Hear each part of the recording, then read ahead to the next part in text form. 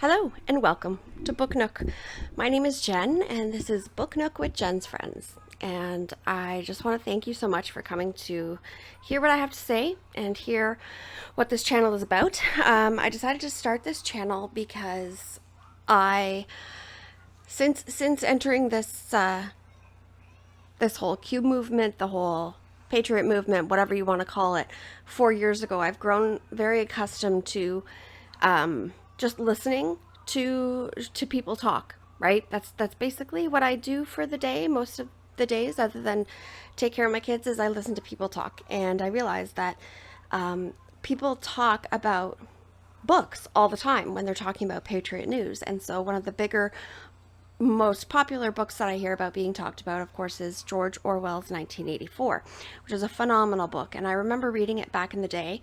I don't want to say how old I am, but I remember reading it back in the day, and I just think that because it's referenced so much, that we should really go more in depth about it now, again, and try to remember what has happened, since the first time we've read it. So, the first book that I'm going to be reading here on Book Nook, of course, is 1984 by George Orwell. It was written a long time ago, I believe 1942 or 1945. We can look into that later. But I'm also in this channel or stream or whatever it's called, going to be doing some other books. And I'm probably going to, I haven't decided what I'm going to do next, but I'm thinking Lee Strobel's A Case for Christ would be a good one to go through together. Thanks to Neo for that suggestion. There are some other ones like the Tim LaHaye series, Left Behind. Going through that series would be a lot of fun. So, but I'm also open to suggestions. So send an email over to patriotbooknook, N-O-O-K, booknook @gmail.com if you have any suggestions on what to do next. But first, we're going to be doing 1984. Everybody references this book all the time, and I think it's important for us to go more in depth into this book to realize and understand exactly how amazing the things are that have turned out the way that they've turned out since he wrote that book so long ago. First and foremost, I'm going to go through a little bit of a plot summary, just as a reminder for those of you who have read the book, for those of you who haven't, so you have an idea as to what the book is about. Throughout the weeks, what we'll do is we will, I think we'll probably go chapter by chapter, depending on how long that takes. And my lovely daughter is emptying her box of diapers everywhere. Lovely. Depending on how long that takes, I'll probably go chapter by chapter. I'm not sure yet, but we'll play it by ear. We'll see what everybody wants to do. Here I've taken the plot summary for 1984 through sparknotes.com. I'm going to try to link everything in the description box below wherever you are, whether that be YouTube, DLive, whether you're listening to the replay on Rumble, whether you're on, I don't know where else I'm going to put it, probably Twitch, but I'm not sure yet. Anyways, here we go. Plot overview summary, 1984. Winston Smith is a low-ranking member of the ruling party in London, in the nation of Oceania. Everywhere Winston goes, even his own home, the party watches him through the telescreens. Everywhere he looks, he sees the face of the party's seemingly omniscient leader, a figure known only as Big Brother. The party controls everything in Oceania, even the people's history and language. Currently, the party is forcing the implementation of an invented language called Newspeak, which attempts to prevent political rebellion by eliminating all words related to it. This already sounds so familiar to what we're going through right now. Even thinking rebellious thoughts is illegal. Such thought crime is, in fact, the worst of all crimes.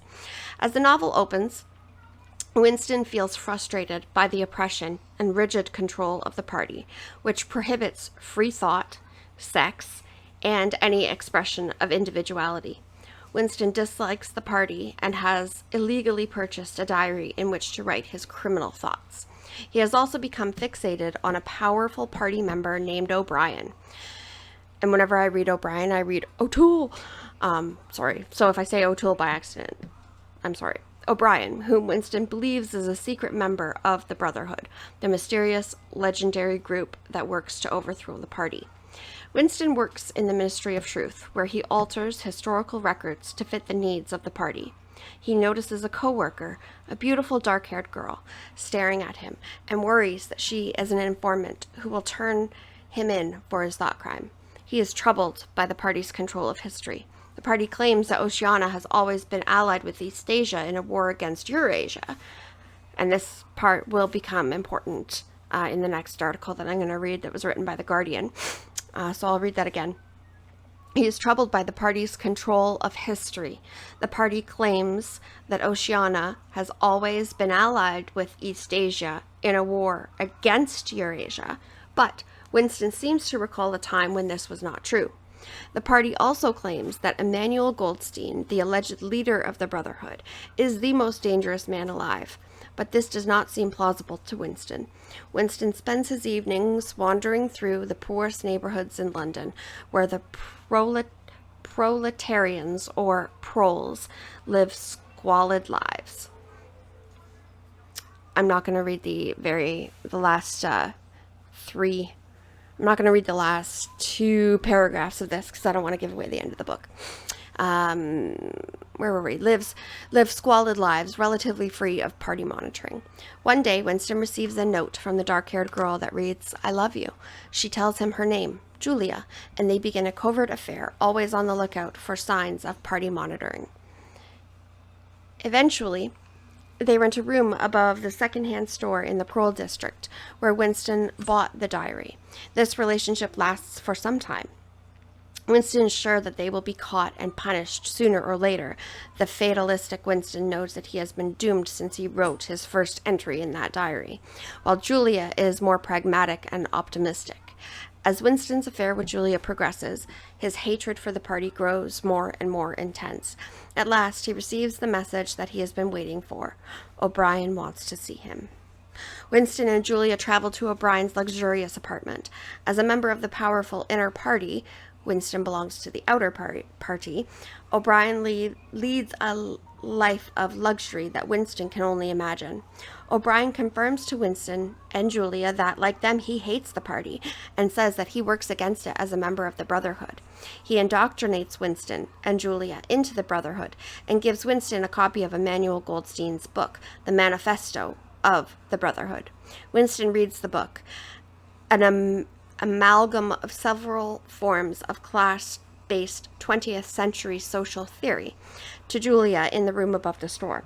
Suddenly, soldiers barge in and seize them. Mr. Charrington, the proprietor of the store, is revealed as having been a member of the thought police all along. Like I said, I'm not going to read the last 2 paragraphs because that's going to be the fun of the end of this whole thing. Now, I think a couple of weeks ago, I'm pretty sure it was Adel, aka WTPI Insider 412 and on, etc., read this article, and it really stuck with me because it really does explain, as you can see, the title of the article is China versus Russia versus America. Is 2021 the year Orwell's 1984 comes true? Written by Simon Tisdall. And I'm going to read this. And it's a little bit long, it's a little bit lengthy, but it does give you some political background, and not only taking in like the telescreens watching you all the time, taking out history, not being allowed to have these thoughts that we have that are completely normal. 1984 is really great for that, for the surface stuff, but if you look at the political world stuff, it's also really good for that right now too. And this article explains it really well. With Putin and Xi, I think it's Z, moving into an even closer alliance, Joe Biden's untested U.S. administration may be pushed to the brink. It may just be coincidence that Russia was pilling military pressure on Ukraine last week, I don't know. Last week at the same time as China noisily rattled sabers around Taiwan. Spring to mangle Tennyson is when a young man's fancy turns to war, and that twisted maxim may even apply to aging thugs such as Vladimir Putin and Xi Jinping. Russia and China are moving into ever closer alliance. While there is no evidence of direct collusion over Ukraine and Taiwan, Presidents Putin and Xi are doubtless fully aware of each other's actions, which have an identical, mutually reinforcing effect, putting the wind up Joe Biden's untested U.S. administration. What's now unfolding could be portrayed as the ultimate fulfillment of George Orwell's nightmarish vision in his dystopian novel 1984 of a world divided geographically, politically, and militarily into three rival superstates: Oceania, North America plus Britain; Eurasia, Russia and Europe; and East Asia being China. Publication in Orwell's book in 1949. So I said 42 earlier when it was written. I think he wrote, I'm not sure. We'll look into it again, or at some point. Coincided with the formation of the U.S.-led North Atlantic Treaty Organization, also known as NATO, and the emergence of Joseph Stalin's Soviet Union as a nuclear-armed power. It also saw the proclamation of the People's Republic of China by Mao Zedong. Yet, these were early days. Orwell's prediction of an endless three-way global confrontation proved premature. China needed time to develop. The Soviet Union eventually imploded. The U.S., declaring a unipolar moment, claimed victory. Yet today, by some measures, Orwell's tripartite world is finally coming into being. 2021 is the new 1984. You don't say. I mean, in way more than one way. If China and Russia are presently ganging up on the U.S. and its satraps, that's par for the course in a world where no one superpower is allowed to dominate the other two. In 1972, Richard Nixon sought China's help against the Soviets. Maybe the U.S. and Russia will one day combine against Beijing. As Meatloaf sings it, 2 out of 3 ain't bad. Advocates of a multipolar world... Meatloaf. Does anyone still listen to Meatloaf? Well, I guess... what's her name does when she... Anyways, advocates of a multipolar world will say this is too simplistic and that the strategic balance is more subtle and complex. Tell that to people in Ukraine's eastern Donbass region and occupied Crimea who face a deeply unsubtle Russian military buildup along the line of contact. Last time I heard, I believe, was on Marfugel News a couple nights ago, and he explained that currently there are 150,000 troops lined up there. That's one heck of a military buildup, if you ask me. The consensus among analysis is that Putin is not about to invade. So what's he up to? Apologists suggest he was provoked by a Ukraine decree last month declaring the retaking of Crimea, seized by Russia in 2014, to be an official government objective, and by renewed talk of Ukraine joining NATO. A more banal explanation is that Moscow is pressurizing Kiev to break the stalemate in the so-called Minsk peace process after the last Donbass ceasefire collapsed. Putin enjoyed a big but fleeting ratings boost after Crimea's annexation.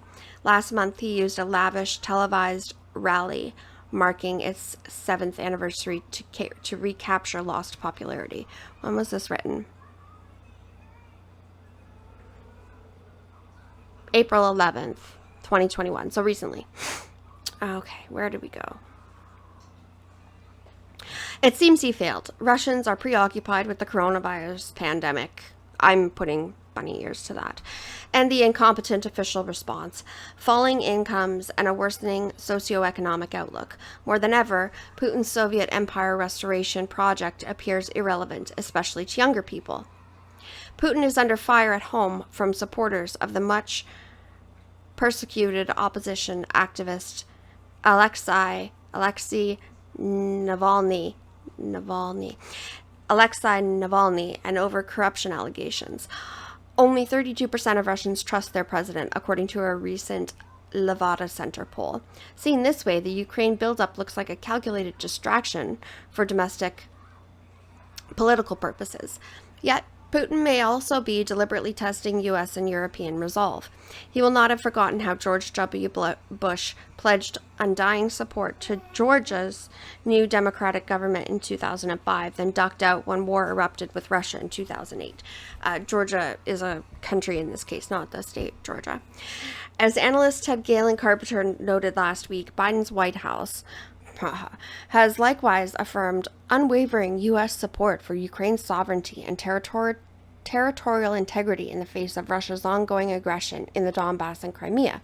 This looks at best like a hostage to fortune, and at worst, a cruel deception. The parallels between Washington's excessive encouragement of Ukraine and Bush's blunder with respect to Georgia are eerie and alarming, Carpenter wrote.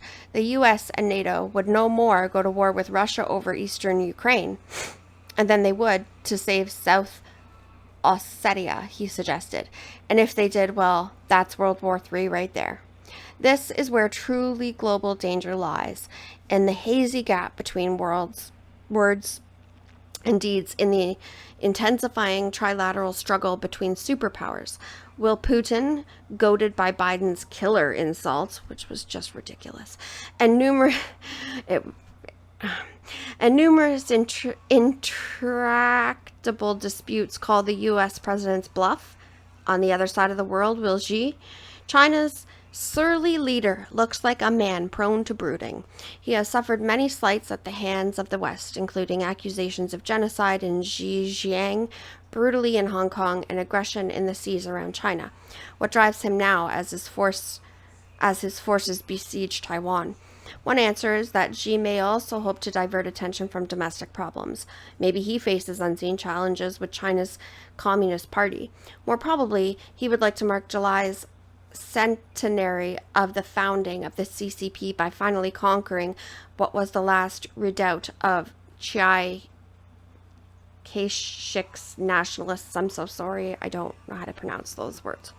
Taiwan reunification would seal Xi's legacy. Ever closer personal, strategic, and military ties with Putin's Russia mean that he would face no pushback from that quarter and some applause. The Taiwanese vow to fight, but cannot prevail alone. Only the Americans really stand in his way.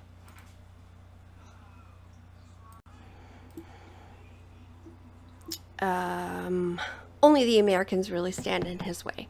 Is Xi simply trolling the Washington proles? Or will he defy them and make a move on Taiwan soon? The Orwellian nightmare for Biden and the West would be a simultaneous Russian invasion of Ukraine and a Chinese attack on Taiwan. Oceania's choice, a war on two fronts, or humiliation all around. Welcome to Winston's world. And I mean, that just, it's going to be really interesting to see how history, what happens, what's going to happen here. People, what is going to happen?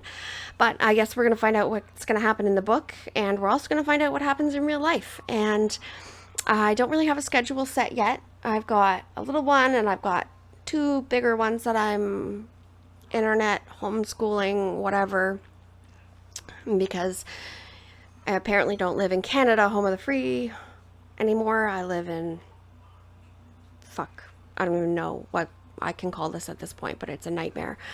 I live in a nightmare here in Ontario. But yeah, so I don't know what the schedule is going to be as of yet, but I do know it's going to be live, probably.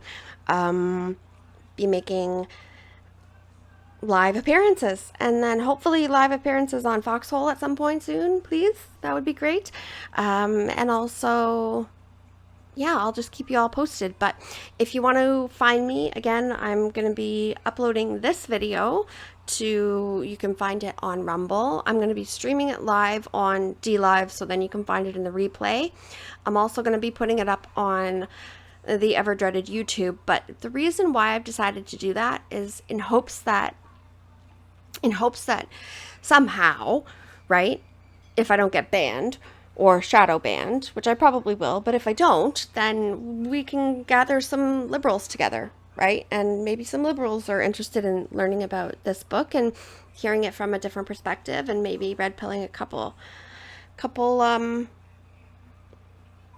not so red pilled people. That would be great. And ultimately, like, that's the goal, right? Is we have We have a great Patriot family here, whether that's, you know, D-Live, Foxhole, whatever. You know what I mean? Like, we have a great Patriot family that has come together, and I'm just so blessed to be a part of this community.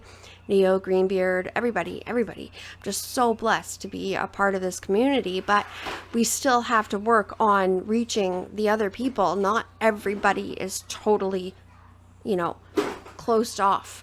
Not everybody yet. There are some who won't look through Galileo's telescope, right? Who are like, nope, you're wrong. I don't even want you to prove it to me. I don't even want to look through the telescope to see the proof. I know you're wrong. Period. There are some people like that, but there are some people who aren't quite there yet. And those are the people that hopefully will come and listen to me read and watch you guys chat. Anyways, thank you guys so much for coming and listening to me. Next time, which again I'm not too sure when that'll be, but next time we'll be reading chapter 1. In the link in the box below, I guess, whatever whatever you're watching on, I'm gonna link the PDF that I'll be using, that I'll be reading from. I'm probably gonna go back and forth between the PDF and the hard copy because I can't find my hard copy now, but yeah, I'll probably be going back and forth between the PDF and the hard copy just because it's easier on my eyes for the hard copy, reading actual paper. Neo gave me gnats. I don't know how you can get gnats through the internet, but it's happening now. Anyways, thank you guys. Hope to see you soon. Tell your friends. Tell Methods. Hi, Methods. I would like to be on the Foxhole. Hi. Okay. Anyways, thank you guys so much. See you soon. Bye.